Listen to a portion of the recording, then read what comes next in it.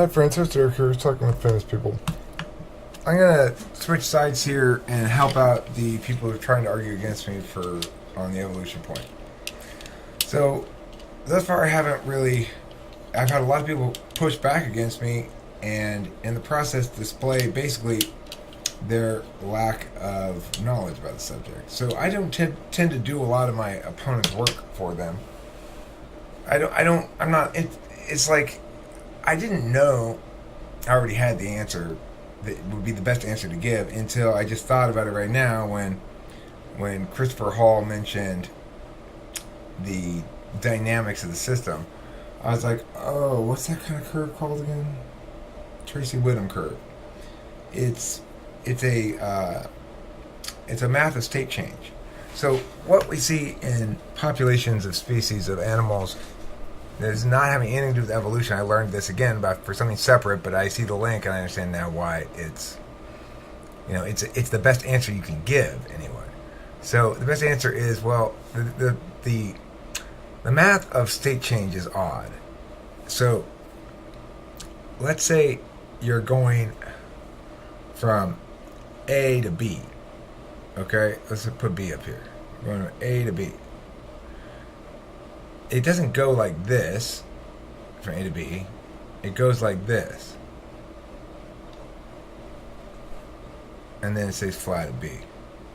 So basically, there's an increasing amount of volatility back and forth between extremes before state change is attained. And what I mean, the kind of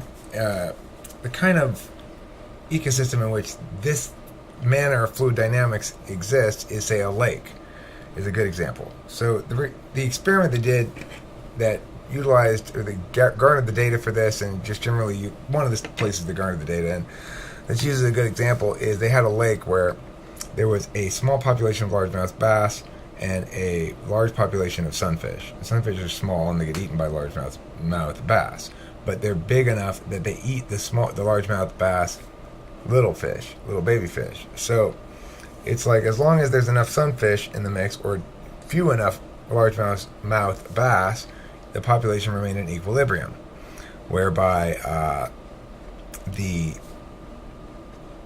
sunfish ate enough of the bass children that the bass never became too dominant. And the sunfish ate the things that would eat the lily pads and yada yada yada. So it was balanced. In this one lake, what they did was gradually add more and more bass to see what would happen mathematically with the dynamics of the system. And what they saw is that volatility aspect that I talked about a second ago. Now, if we imagine this being applied to genetics, we know already, if you were going to argue in favor of evolution against me right now, you'd need to be arguing this way, and this would have a better chance of being successful. What we know already is that, obviously, individuals within a species express traits that are derived genetically from their specific parents. So a species may have mia genome, it may have mia mean phenotype, but the individual is always going to be genetically a product of the two parents, at least for sexual reproduction. So we can see from breeding various animals and plants already that we can affect change upon the species or upon breeds of the species. So we can see the mechanism already at work in terms of changing individuals within, changing subpopulations of a species into distinct breeds. We know equivalent things from hybridization of plants. Now, thus far it's true, we haven't been able to speciate anything through that mechanism. And it's true that should give us significant pause in terms of understanding this to be the mechanism of evolution.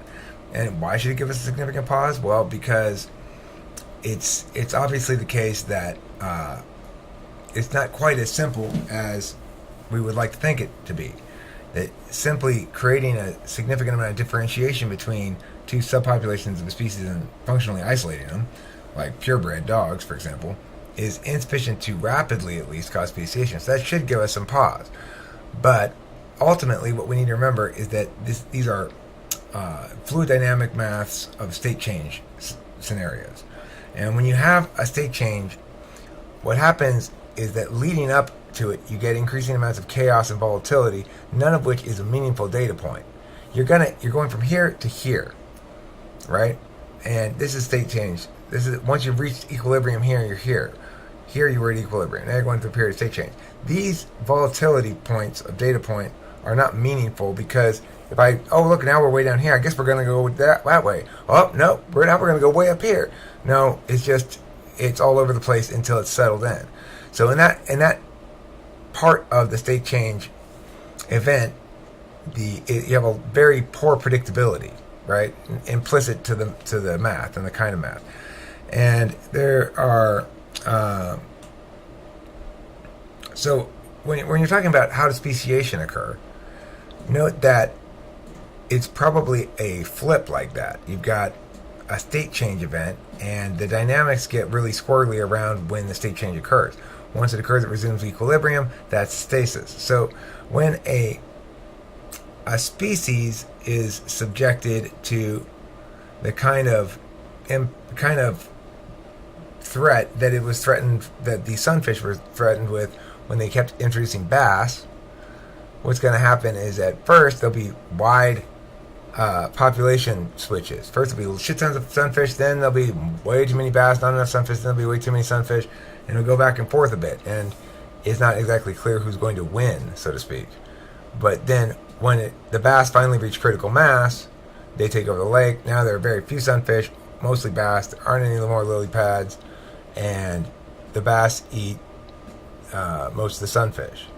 And it's a different ecosystem now. I don't remember the name of the lake. You have to Google it. I had trouble finding it. I was trying to Google it to look it up again to see to use it to show you, but it's easier to find the Tracy Whittem curve. It's hard to find that particular lake experiment I'm talking about.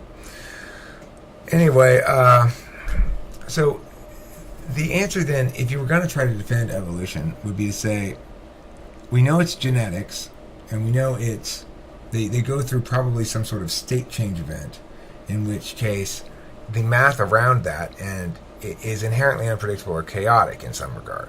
In other words, speciation is somewhat an emergent function of a chaotic system, so it's not causally reducible. Now, if you want to make that argument, that would be, reasonably successful. I'd say, okay, so you're saying instantiation of a species is equivalent to instantiation of a conscious identity, in that it's causally non-reducible. But then you're not really explaining anything. How do we know it's genetics then? Well, because we don't really. That's the thing. It's like, yeah, we've seen a lot of we understand that we can change genetics over time, that we can alter the appearance or whatever of a species over time, but that still doesn't prove that that's the mechanism by which speciation occurred. And the fact that you've got to make all these adjustments, like, okay, well, there's a long period of stasis. Well, okay, I get the species could enter equilibrium stages, right? And then the volatility stages. But the difference is this. In the instance where we're talking about the sunfish and the bass, they're not changing species. They're just changing positions of dominance within the lake. We know what we're adding. We can predict that same thing to occur again if we add it to a different lake. But there's nothing of the sort that we can use to adequately substantiate the idea that the genetic mechanism is the mechanism that's underlying speciation, even though it would intuitively seem to be. And the reason is, for example, these people who are defending it so strongly, did they consider what the math of that state change event is, or if it's a state change event, or is it gradual over time? Were they aware of this distribution curve? I'm being accused here of not being disingenuous and not knowing what I'm talking about and being intellectually shallow or something. That's ridiculous. I mean, it's just plain ridiculous. I'm positing for you guys who are, I'm talking specifically to the people who are arguing against me on evolution, not everybody in general, okay? You keep trying to attack me. Defend your actual position here. Did you know about this distribution curve? Did you know about, this fluid dynamics math thing? And eigenvalues and stuff like that? Did you know about that? If not, why are you defending it so vociferously? That's probably the best answer. You don't know the best answer, but you're sure you're right. And it's not a good enough answer, frankly. It just isn't. So No matter how much you say in your comments that I'm an idiot and I'm being disingenuous and I'm not being intellectually honest, I just gave you the best answer I could come up with to the question of explaining why it is that we should put any faith in this evolution model, despite the fact that we can't make any predictions or do anything real with it. And the answer is, well, it probably uses this kind of fluid dynamics math that makes it basically impossible for us to set up for falsification or something. But that's the problem, is in other examples of the same kind of fluid dynamic math, we can set up falsification scenarios. So, do your job before being such a powerful advocate behind something. Know it well. I mean, as a negator, I don't need to know it as well. Christopher Hall seems to think I need to know it perfectly to negate. That's not true. Absolutely not. All I need to do is show that it's failed to meet its burden. And who should know it well is anybody willing to affirm the fucking position. And why does it seem like I know it better than the people trying to affirm the position? I had shit tons of people arguing with me before I brought up punctuated equilibrium. It turns out maybe Northern Goshawk, turns out maybe he mentioned it in a comment too, but that's not how I got to it.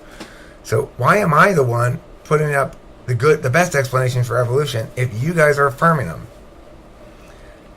If you're affirming evolution, why do I have to do all the work to affirm it for you? And I still can't affirm it. Why do you not know critical things like this that you would need to know if you were going to feel confident enough affirming something? And if you're affirming without knowing those things, then your affirmation is not very meaningful. You don't know what it is you're affirming. That's all there is to it. There's nothing else you could say about that, okay? It's like you can whine and piss all you want, but the reality is, if you really think that I'm the crazy one for not agreeing with the affirmation on evolution, then you got to look in the mirror and go, but shit, he actually knows more about it than I do, and I'm kind of the crazy one for affirming something I don't really know. It's the only reasonable position to take. Thanks for watching. Don't forget to eat plenty of cheese. I know you fucking hate these videos. Thank you for telling me so much, everybody, with all your thumbs downs. But these fuckers keep trying to bullshit.